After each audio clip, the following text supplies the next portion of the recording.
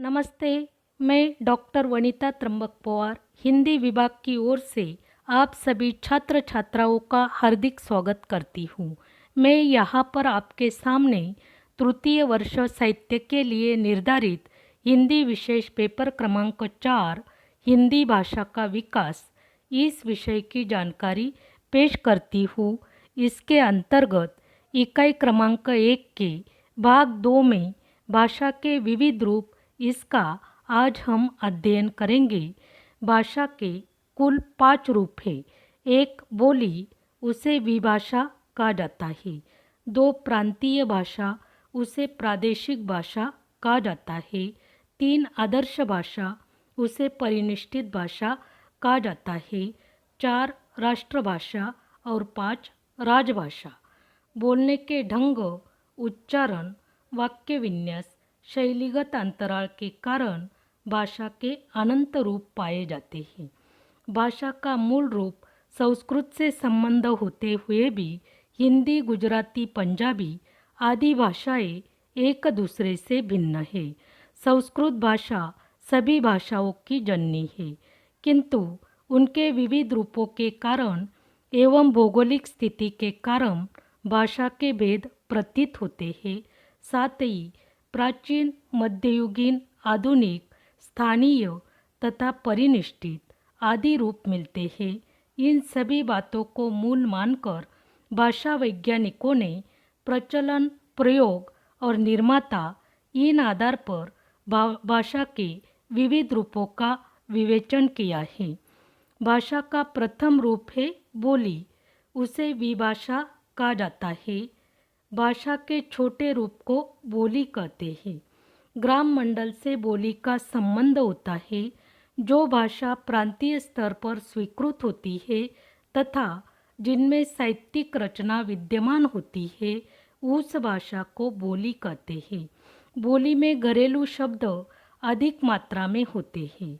उसमें बहुत सी मिलती जुलती उपबोलियां सम्मिलित होती है, अर्थात एक बोली के अंतर्गत कई उपबोलियां आती है। उसमें स्थानीय बोली समाविष्ट होती है, जैसे हिंदी की उपबोलियां ब्रज, अवधी, खड़ी बोली तथा मैथिली आदि। हिंदी भाषा की बोलियों में कई उपबोलियां सम्मिलित हुई है। बोलचाल में प्रयुक्त भाषा का रूप बोली कहलाता है। बोली को श्याम सुंदर दास, बाबूराम सक्सेना आदि भाषा वैज्ञानिकों ने विभाषा या उपभाषा कहा है, किंतु भोलानाथ तिवारी जी ने उसे बोली और विभाषा से वह पृथक मानते हैं। जो भाषा प्रांतीय स्तर पर शासन द्वारा स्वीकृत हो जाती है, जिनमें प्रांतीय शासन का कार्य प्रचलित होता है, उस भाषा का स्तर ऊंचा होता है।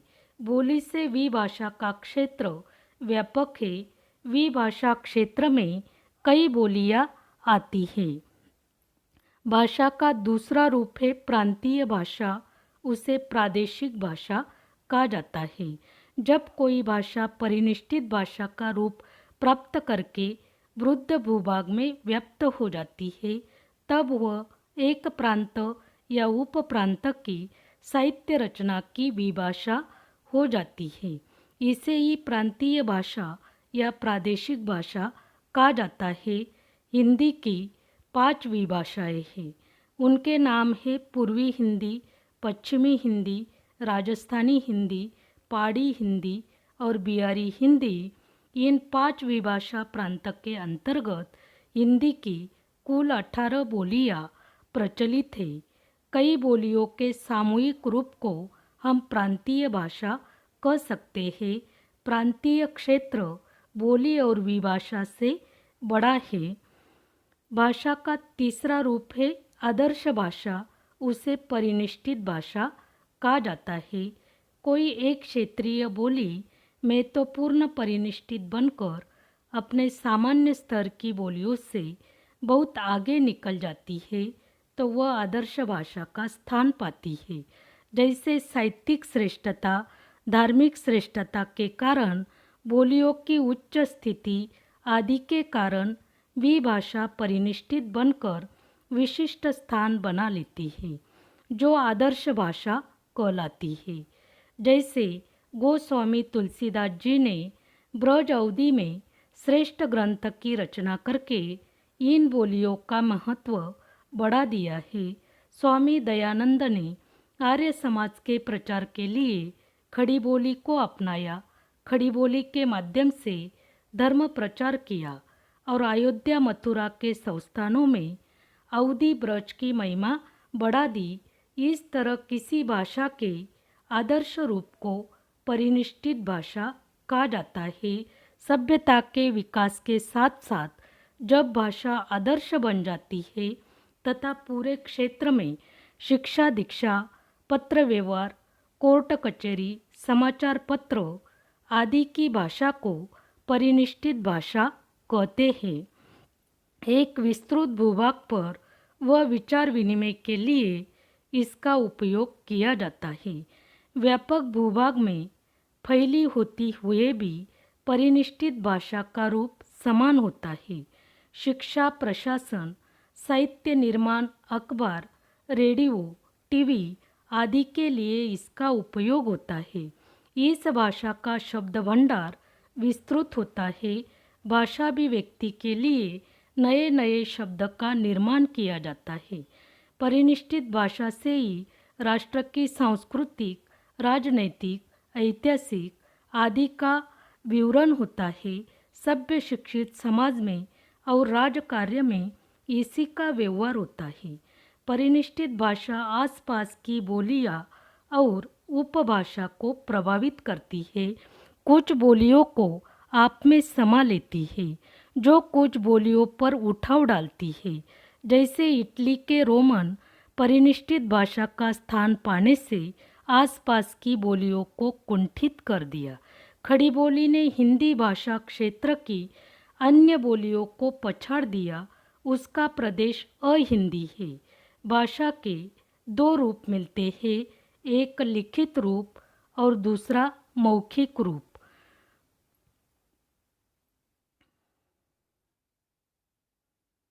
भाषा का चौथा रूप है राष्ट्रभाषा। जब कोई भाषा आदर्श बनने के बाद उन्नत होकर और भी महत्वपूर्ण हो जाती है और पूरे देश में अन्य भाषा क्षेत्र में उसका प्रयोग सार्वजनिक कामों में होने लगता है, तब उसे राष्ट्रभाषा की संज्ञा से विभूषित किया जाता है। अर्थात जो भाषा समुच्च राष्ट्र में अधिक व्यक्तियों के लिए विचार विनिमय एवं पारस्परिक व्यवहारिकता का माध्यम हो, उसे राष्ट्रभाषा कहते हैं। संपूर्ण राष्ट्र में वह व्यवहार का माध्यम बनती है। एक विभागीय भाषा के लोग दूसरे विभागीय भाषा के लोगों से राष्ट्रभाषा के माध्यम से संपर्क बनाए रखते हैं। अंतर्राष्ट्रीय संबंध में उसी का प्रयोग किया जाता है। प्रत्येक राष्ट्र की प्राय एक ही राष्ट्रभाषा होती है। भारत की राष्ट्रभाषा हिंदी है, रूस की रूसी है और राष्ट्रभाषा राष्ट्रीय गौरव की निशानी है।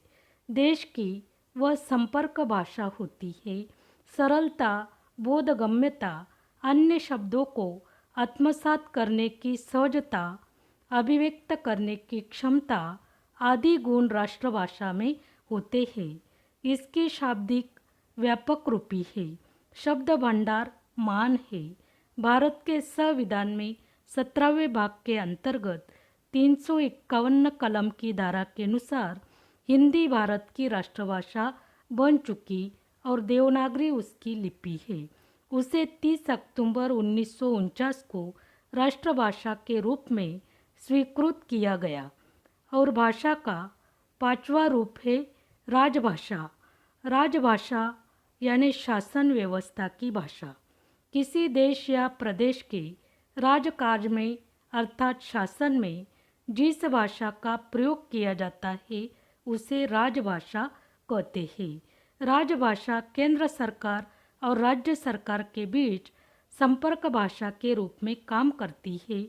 भारत के संविधान में अनुच्छेद 343 में हिंदी का जिक्र किया गया। वह उस स्थिति में राष्ट्रभाषा होते हुए राजभाषा का भी कार्य निभाती है। राजभाषा में केंद्र सरकार प्रांतीय सरकार से पत्र व्यवहार करती है। प्राय ही राष्ट्रभाषाई राजभाषा कुछ देशों में होती है। रूस में राष्ट्रभाषा और राजभाषा एक ही है। भारत में ही राष्ट्रभाषा के साथ राजभाषा नहीं है। राजभाषा हिंदी के साथ अंग्रेजी को राजभाषा का दर्जा दिया गया क्योंकि भारत में दक्षिण एवं पूर्व में राजनैतिक स्वार्थी तत्व सक्रिय रहते हैं। वह अंग्रेजी को नहीं हटाते। हिंदी भाषिक पढ़े लिखे लोग भी अंग्रेजी से चिपके हुए हैं। केंद्रीय सेवाओं में जैसे रेल, डाक, इसमें राजभाषा का प्रयोग किया जाता है, परंतु प्रांतीय सेवाओं के लिए जैसे कोर्ट कचहरी, कॉलेज आदि में राजभाषा का प्रयोग किया जाता है। महाराष्ट्र में मराठी राजभाषा के रूप में प्रमुख है।